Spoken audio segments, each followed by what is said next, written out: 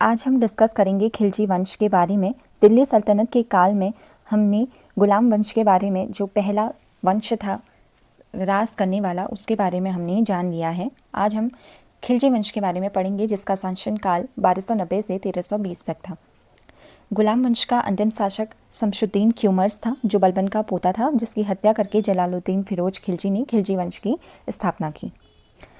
ये हम पहली वीडियो में पढ़ चुके हैं। आज हम इसके आगे का इतिहास जानेंगे। खिलजी वंश के बारे में अगर हम बात करें तो 4 मेन शासक हैं इसमें: जलालुद्दीन फिरोज खिलजी, अलाउद्दीन खिलजी, मुबारक शाह खिलजी और खुसरो खां। इनके बारे में हम एक एक करके डिस्कस करते हैं। तो सबसे पहले आता है जलालुद्दीन फिरोज खिलजी, जो खिलजी वंश का संस्थापक था। इसने किलोकरी को अपनी राजधानी बनाया। किलोकरी दिल्ली में ही है।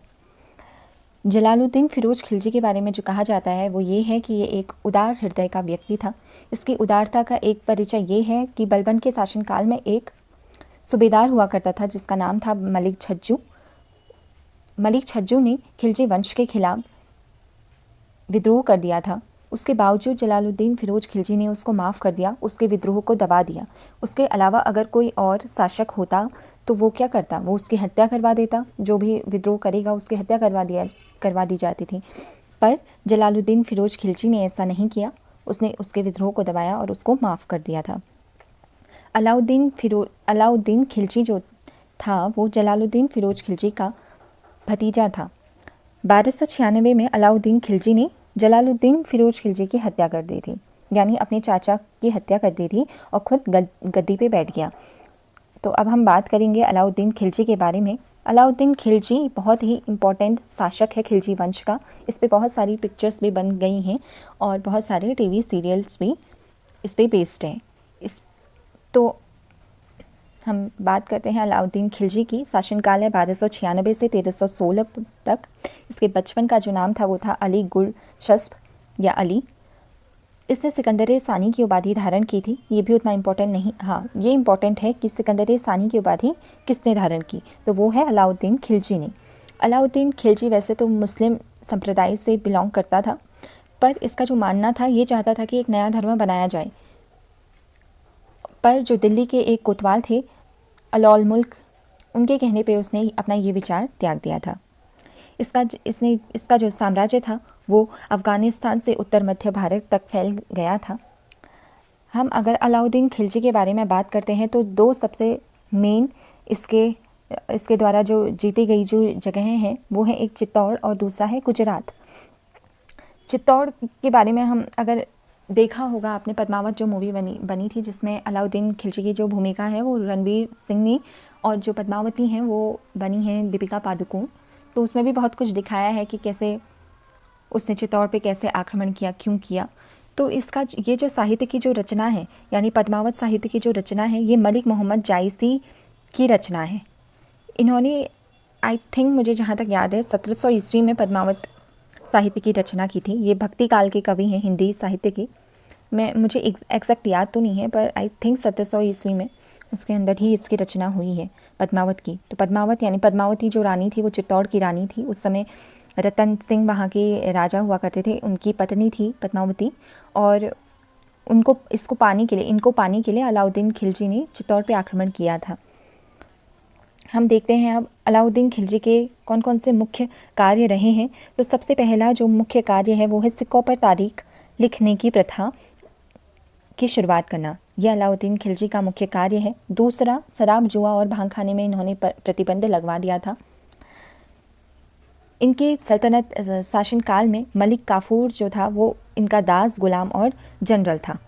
मलिक काफूर को 1000 दिनारी के नाम से जाना जाता है। क्यों जाना जाता है? अभी जैसे मैंने बताया कि जो 2 मेन जो जगह जो इन्होंने जीती थी, अलाउद्दीन खिलजी ने जो 2 जगहें जीती थी उनमें से पहला है गुजरात और फिर दूसरा है चित्तौड़।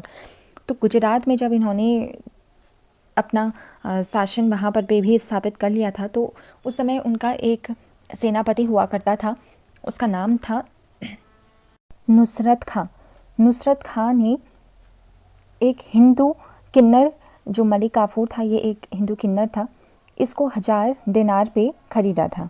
इसलिए इस मलिक काफूर को 1000 दिनारी के नाम से भी जाना जाता है। मलिक काफूर एक बहुत ही वफादार सेनापति या गुलाम कहें वो था। और दक्षिण भारत में भी अलाउद्दीन खिलजी ने जो अपना साम्राज्य स्थापित किया था, उसमें जो मेन भूमिका जिसने अदा करी वो मलिक काफूर ही था। तो अलाउद्दीन खिलजी के अगले मुख्य कार्य में जाएं तो इसने आर्थिक मामलों से संबंधित विभाग दीवानी रियासत की स्थापना करवाई थी। अगली चीज़ हम देख लेते हैं, सर्वप्रथम डाक व्यवस्था की शुरुआत भी अलाउद्दीन खिलजी द्वारा ही करी गई थी। स्थायी सेना सैनिकों आदि को नकद वेतन देने की प्रथा की शुरुआत भी इसके द्वारा करी गई। इससे पहले हम देख चुके हैं इल्तुतमिश ने इक्ता प्रथा की शुरुआत करी थी। इक्ता प्रथा जिसमें नकद वेतन के बजाय भूमि कर दिया जाता था, भूमि का कुछ हिस्सा दिया जाता था सैनिकों को, पर अलाउद्दीन खिलजी ने नकद वेतन देने की शुरुआत करी। प्रथम सुल्तान जिसने भूमि की माप करवाई, अलाउद्दीन खिलजी पहला सुल्तान था जिसने भूमि की नाप करवाई थी। इसने 2 नवीन कर, चराई कर और गड़ी कर की भी शुरुआत करी। चराई कर जो था, चराई कर ये दुधारू पशुओं पर लगाया जाता था और जो गड़ी कर था ये घरों और झोपड़ी पर लगाया जाता था। बाकी हम देखते हैं अलाई दरवाज़ा। अलाई दरवाजे का निर्माण भी अलाउद्दीन खिलजी द्वारा करवाया गया। अलाई दरवाज़ा जो दिल्ली में है। अलाई दरवाज़ा और अढ़ाई दिन के झोपड़े में कंफ्यूज नहीं होना है। अढ़ाई दिन का झोपड़ा या 2.5 दिन का झोपड़ा, इसका जो निर्माण किया था वो किसने कराया था? वो कराया था कुतुबुद्दीन ऐबक ने। ठीक है, अढ़ाई दिन का झोपड़ा गुलाम वंश के शासक कुतुबुद्दीन ऐबक ने किया था और ये अलाई दरवाज़ा है। अलाई दरवाजे का निर्माण अलाउद्दीन खिलजी ने किया था। ठीक है, 1316 ईस्वी में इसकी मृत्यु हो जाती है। अलाउद्दीन खिलजी की मृत्यु हो जाती है और इसकी मृत्यु के 35 दिन तक मलिक काफूर जो इसका गुलाम था उसने शासन किया था। और उसके बाद अलाउद्दीन के नवजात पुत्र सिहाबुद्दीन को गद्दी में बैठाया और उसका संरक्षक बन गया था मलिक काफूर। मंगोलों का भी आक्रमण हुआ अलाउद्दीन खिलजी के टाइम पे। 6 बार मंगोलों ने आक्रमण किया 1297 से 1306 ईस्वी तक। एक और चीज़ इस पर मेन है, हमने अमीर खुसरो के बारे में भी पढ़ा है। गुलाम वंश के अंदर भी था अमीर खुसरो, प्रसिद्ध सूफी संत थे। तो इन्होंने बलबन से लेके मोहम्मद तुगलक तक दिल्ली सुल्तानों के दरबार में रहे ये अमीर खुसरो। ठीक है, इन्हें तूतिए हिंद के नाम से भी जाना जाता है। तूतिए हिंद जिसका मतलब है भारत का तोता। तूतिए हिंद भारत के तोते के नाम से भी जाना जाता है। और सितार और तबले के आविष्कार का श्रेय भी अमीर खुसरो को ही जाता है। तो वो खिलजी वंश के सल्तनत काल में भी रहे और उसके बाद हम तुगलक वंश के बारे में पढ़ेंगे, उसमें भी अमीर खुसरो उनके दरबार में रहे थे।